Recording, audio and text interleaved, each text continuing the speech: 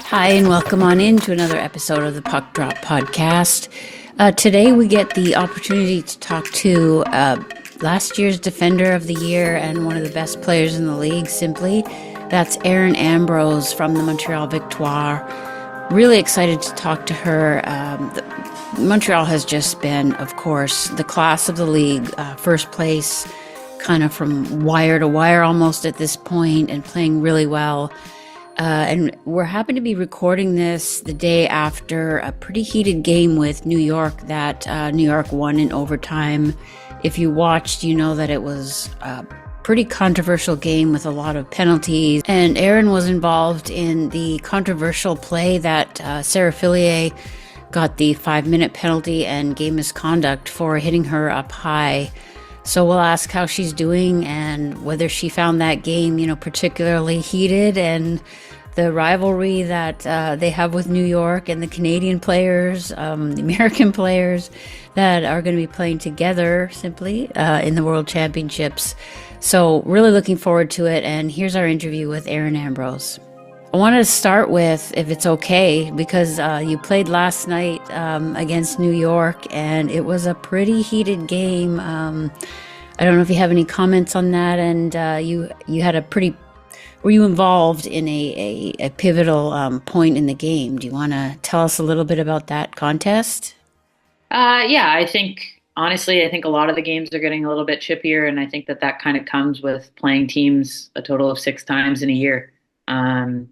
That's the only thing I would say about our league, that you hope that there is some expansion, just because it becomes a lot playing 6 times against the same team. And I think if you look all across the board, it's the same way with all the teams.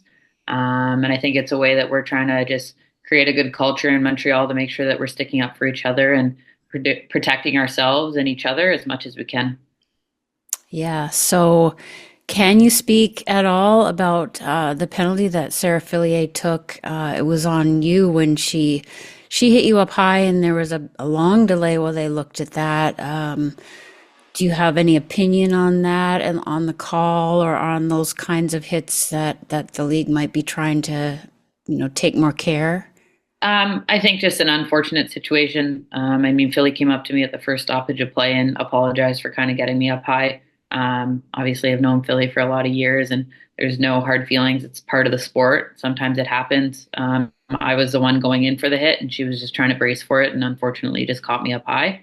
But at the same time, there is a reason we have reviews. It was a high hit, and again, I know there was no ill intent by Philly whatsoever, but it's something that's sometimes a part of the game, and I thought the refs did a good job of reviewing it.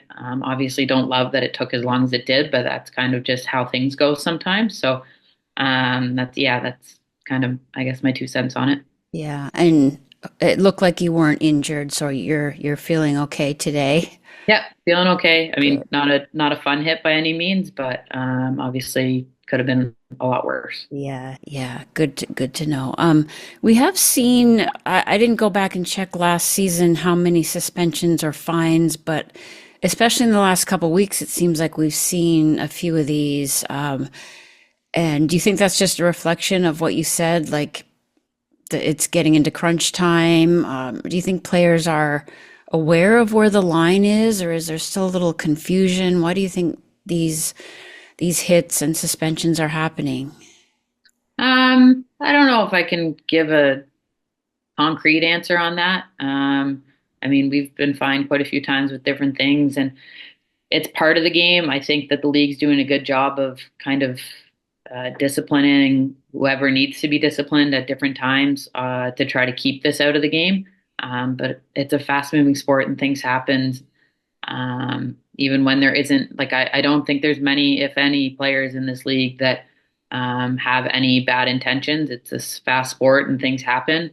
I think the league's done a good job of fines versus suspensions, and when there is supplementary discipline, like on the play, I think they've done a good job of just fines afterwards. So it's good to know that our league is doing what they can, and hopefully just continuing to protect us as players. Yeah, for sure. And you don't want the physicality to be taken out of it. So, you're right. It's just good that some of the dangerous plays are being addressed. So just wanted to turn to the successful season of the Victoire so far. It's been, really incredible. Just pulled out ahead and stayed there even with fewer games played, which is a really successful, so far, 2/3 of the season or even a little more.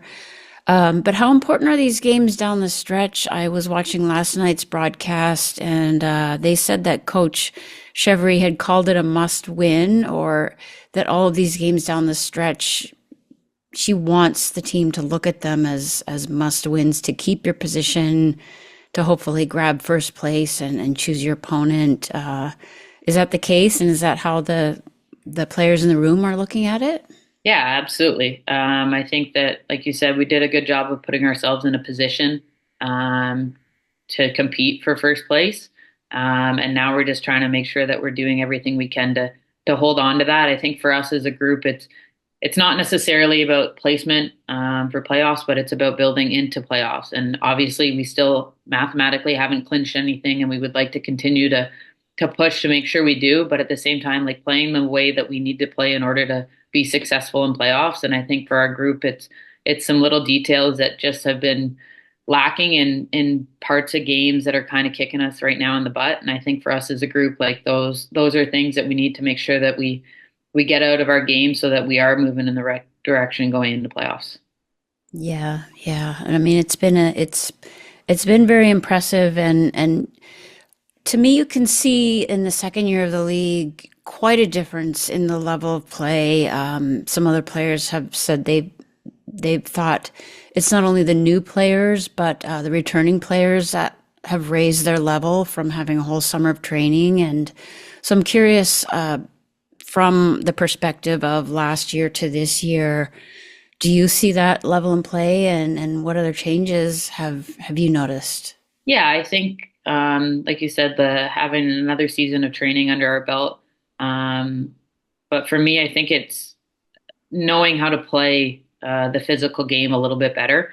I think last year at times it was just like, oh, we're allowed to hit and we're gonna make big hits to make them.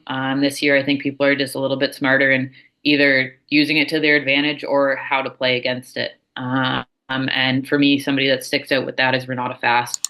I think her season this year has been the absolute best in all of the league for defenders on both sides of the puck. She's been phenomenal, and I think that that's somebody that has always played a physical game, but has just now. She kind of talked about it in an interview a little while ago. It just like gets her feet kind of underneath her, and the longer she's around and things, the more comfortable she gets, and the more confident she gets, and that's somebody that I think has really taken her game to the next level. Yeah, that's interesting. Thank you for saying that. And I mean, it's interesting that players like yourself that have been centralized and playing for Team Canada for so long are still finding ways now that this league kind of gives you a lot of resources to continue growing your game and to learn from as the young players come in, keeping up with them. But how do you try to continuously improve as the league and the game gets more competitive and the talent level keeps on going up? You're also one of the best defenders, and you won the best defender last year. You're an incredible player, and how do you challenge yourself, and how do you make sure you're maximizing everything you do as you go from the first season to the second? I think for me personally, like it was great to have that honor last year, but like I want to win a Walter Cup. I want to do everything I can to help our group get there, and that's honestly all I need as a motivation to kind of get better. There's always little things to my game that I'm going to continue to want to push and get better in. And this season, it's been no different. I feel like I can still kind of take things to the next level and take another step. And for me, it's just about finding a way to do that, but then also providing opportunities and support for my teammates to make sure that we're all competing at the best level. I think it's important for me to be able to kind of push that standard and that level, and making sure that we're all kind of doing it together as a group here in Montreal. So I know you're known as, a talker on the ice and someone that, likes to communicate and encourage. You'd probably make a really good coach. I don't know if that's in the back of your mind. I mean, you know the game so well, not only the X's and O's, but helping younger players or players that are playing at this level for the first time. But well, first of all, I mean, do you think that? Do you feel like that's something that you would consider a strength? Yeah. I always say that if I'm quiet, then something's going on with me. It's never a good day when I'm not talking on the bench. So um, I honestly think it's the easiest part of being a hockey player is being vocal. And it's a heck of a lot easier to kind of go through what went wrong. If there's communication, I'd rather communicate the wrong thing and be able to kind of talk through that and why I thought that that was the thing to talk instead of just not saying anything. I think you can impact the play immensely when you're off the puck if you just communicate, whether that's you being open for a play or communicating what is open. And I think it doesn't take any skill at all to be able to do that. Yeah, you have to see the things though. I mean, I think that's where your hockey IQ comes in. So I mean, this is sort of related, and maybe you feel like you've answered this, but what what makes you so steady? You've played for the national team for how many years now? Wow. The senior Off, team. yeah, off and on for almost 10 years now, 10, 8 years now. yeah. So what do you think makes you so steady and consistent with the national team, and then of course that carries through to the PWHL, but playing with different partners and sometimes having slightly different roles, but when we see number 23, and whether it's on the power play or going back to get the puck, there's just a comfortability that you're going to make the right play, and you're steady. So like, where do you think that comes from, that you've always provide that solid game? I think for me, one of the biggest things is like, as much as I've probably been known as an offensive defenseman throughout most of my career, like I take a lot of pride in not giving up goals against or being on the ice for goals against. In my mind, like I very seldom will sacrifice the defensive side of things to try to create offense, especially just depending on who I'm playing with as well. I think if you look back to me playing with Claire Thompson, like it was somebody that Claire has such good offensive instincts that I want her to be able to always kind of take those chances and know that I have her back. Not saying that they were just not great choices, but at the same time, if I can kind of give her that confidence to take those chances, it's probably going to lead to a lot of success. And I think for me, it's just about always making sure that whoever I'm playing with feels confident in whatever they want to do. A lot of that kind of starts with my communication and being loud on the ice, and just allowing them to kind of know that they have a safety valve or whatever they might need by their side. That's interesting. I mean, I think that's the sign of a selfless player to, be more defensive when you feel like your partner has more of an instinct or more of an inclination, and to read it that way. And then when you're the one, obviously you're capable of doing that yourself. I mean, is it fun to be offensive? I mean, you said you never want to sacrifice the defensive side, but is it fun to obviously it's fun to score goals, but do you enjoy that part? Yeah, I do. I mean, I'm not going to lie. I would like to produce more this year. I have feel like I've had good opportunities. I would like some more. I'd like to try to create more opportunities for myself, but at the same time, I know that a lot of the nights I'm up against a first or second line on the other side, and if I'm not going to create things kind of for us right now, I want to make sure that I'm at least not giving up anything against. And it's a little bit of a balancing act and finding what works and what doesn't. And this year, like I said, struggling a little bit offensively, but at the same time, just wanting to make sure that things aren't kind of going the other way against us.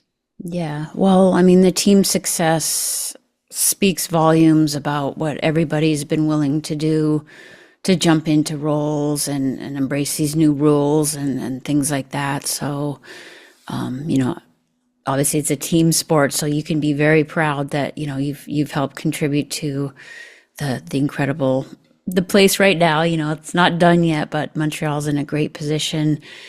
So I think related to that, I wanted to ask about the rookies on your team, and how much they have brought to the group, especially Kayla Barnes and Jen Gardner. They've gotten a lot of attention.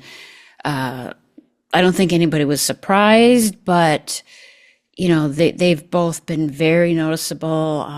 Jen's playing with Poulin and just looks at home there. Can you speak a little bit about those two especially, or if there's any other rookie or new player that has joined Montreal? Yeah, those two are hooligans in the best way possible.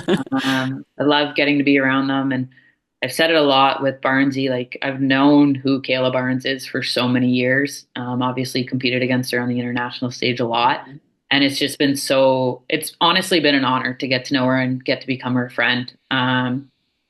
Being able to play on the ice now on a power play unit with her, because we don't get many other minutes together, has been fantastic. And honestly, we kind of bounce a lot of ideas off of each other. We communicate quite a bit, the two of us, and it's been awesome for me there. And then obviously guards is, like you said, looked right at home with Pooh on Pooh's side for majority of the year. And I think that when guards is confident, is up there, then she's playing her best hockey, because I do think she's probably been one of the most impactful, if not the most impactful rookie forward. And I want her to continue that kind of into the playoffs and into the end stretch here. And then for me, honestly, somebody that I didn't know much about was Anna Wilgren. Hmm. Kind of sat with her on draft night and got to know her a little bit then. And I've been just blown away by her transition. It was seamless. And I think that sometimes on the defensive side of things, that can kind of take a little bit of a fault in going to the next level, and it didn't at all for Anna. And I think that her confidence with the puck, her skills with the puck, she's been honestly just such a great treat to be around, and as a human being, just brings a lot of energy to our group as well.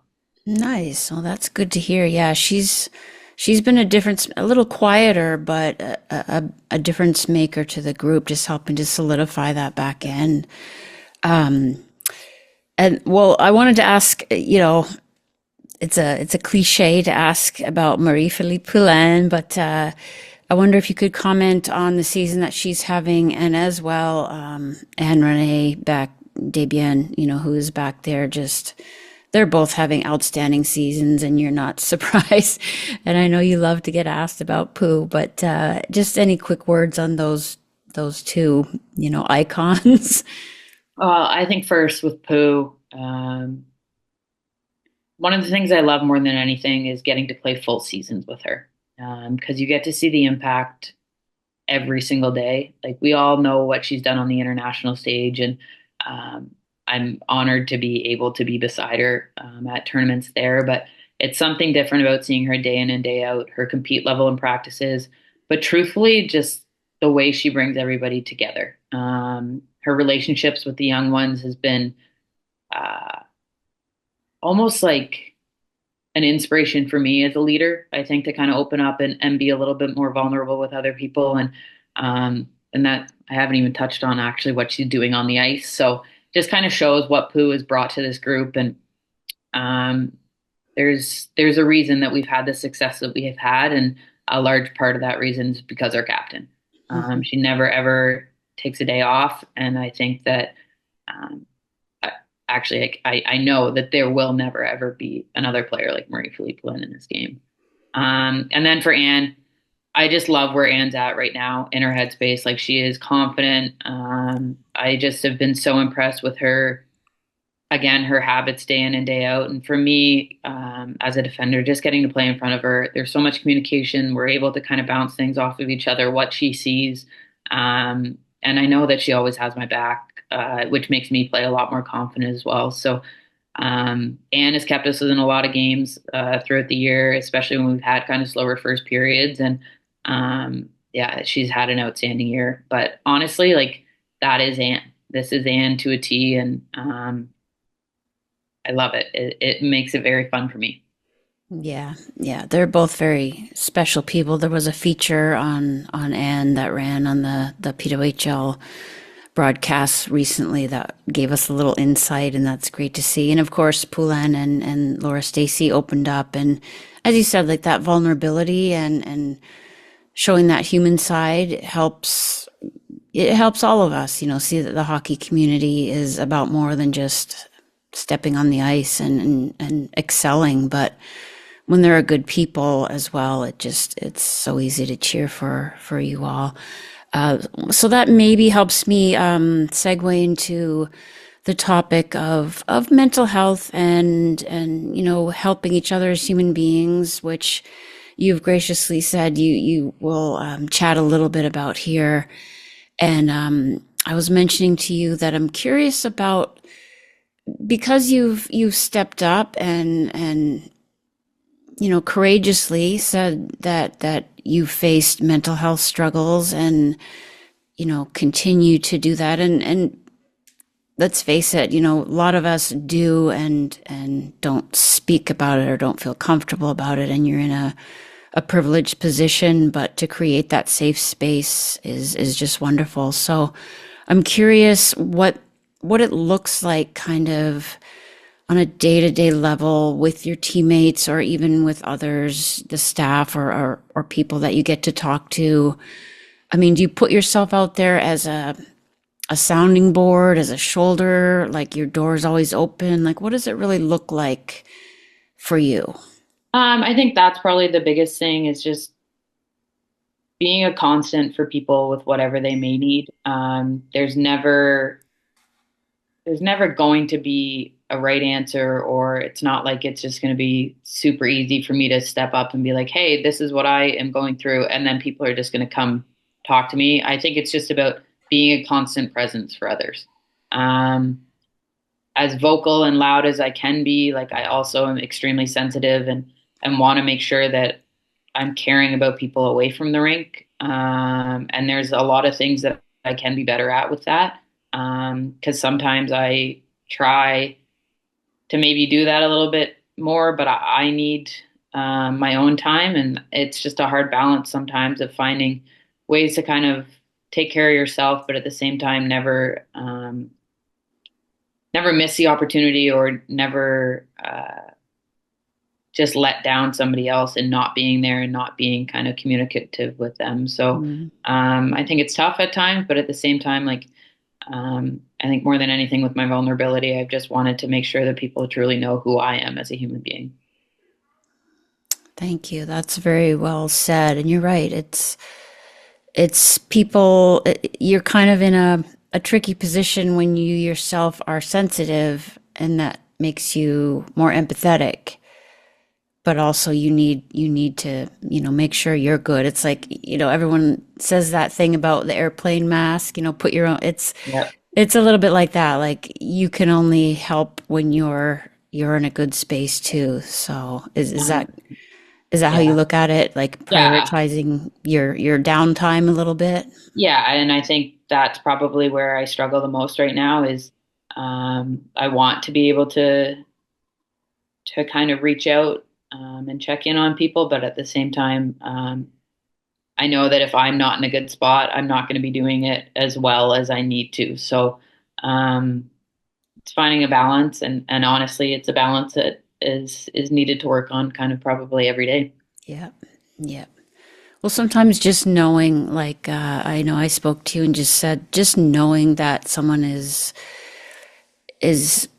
able to say, like, you have a great job and a fun, you get to do what you love, but that doesn't necessarily make everything okay, whether you're kind of struggling with anxiety or different things from day to day. So it's just good to know. And I really appreciate you, speaking out about that. So let's get back to hockey for a little bit, and then I'll let you go. So with the World Championships coming up in Czechia pretty shortly, how heated is the rivalry? I mean, we know everybody assumes it's Canada USA, but Czechia is coming on strong. But does the Canada USA rivalry right now feel any different? I mean, we watched the Four Nations Cup with the NHL players, and that was pretty heated, and you could tell there was a little extra there. Does it feel that way without getting into, politics or anything? But like the atmosphere right now is pretty charged. Does it feel that way to you? I think it's a little bit hard to say just because, like we met in February, so it was obviously a little bit quieter on fronts. And then as for the Four Nations, as much as I do think the landscape of the world had a little bit of an impact, I think majority of the impact was that it had been over 10 years of best on best Right. tournament, and that's why it was so charged up. Um, but as for us, like I think everything against the US will always be heated. I think you kind of saw a shift, probably honestly, when the CWHL folded, and we kind of put together the PWHPA and then has turned into the PWHL now. I think you just saw all of us get to know each other as human beings because we had hockey taken away from us. We just gained another level of respect. Not that we never respected them, but just getting to know and fight together for what we've created now, I think has truly taken our respect to another level. Doesn't ever mean that the games are less heated by any means, but definitely if you walked around a rink or a hotel now at a world championship, there's a little bit more eye contact made than years prior. Right. Right. Yeah, like you said about Kayla, you played against her for so long and now you've played with her and you're going to go back to playing against her. So it's fluid, but Yes, very much so. when you're on opposite sides, whether it's in the PW or in the World Championships, it's game on, right? Definitely. Well, just my final question that I had noted was back to the Victoire itself, and when you come back from that break, it's going to be, a run to the finish line. And so, how do you think the Victoire can go further in the playoffs? I mean, last year that series was incredible, but obviously disappointing. You wanted to go further, and this year's team looks capable of that. But how would you, how do you think you can do that? I think first and foremost, like getting there. Like we've got a good amount of games still before our break, before the World Championships, and then, like you said, a sprint with the 3 games afterwards. And I think just making sure, like, okay, we take this chunk before the World Championship, and this is where our focus is until that break. And then when that break happens, wherever people may be, whether they're at Worlds or not at Worlds, it's that we're all doing everything we can to get better each and every day. And then once we're back, then we focus on those 3 games. It's not about playoffs yet. It's about those 3 games after the World Championships. And I think that will be what puts us in the best position come playoff time. Yeah, I think those final games, uh, it came down last year, to the Yep, final game, and so I think those will almost be like pre-playoff, 100%. tune-ups, or not tune-ups, but like, previews of how hard teams are going to battle, right? So Definitely. we'll see where the standings are, but hopefully the Victoire stay up top, and you can look forward to a long playoff run. As you said, you want that Walter Cup, right? Yes, we Yeah. very much do. That is the plan. That's the goal. All right. Well, thank you so much, Erin.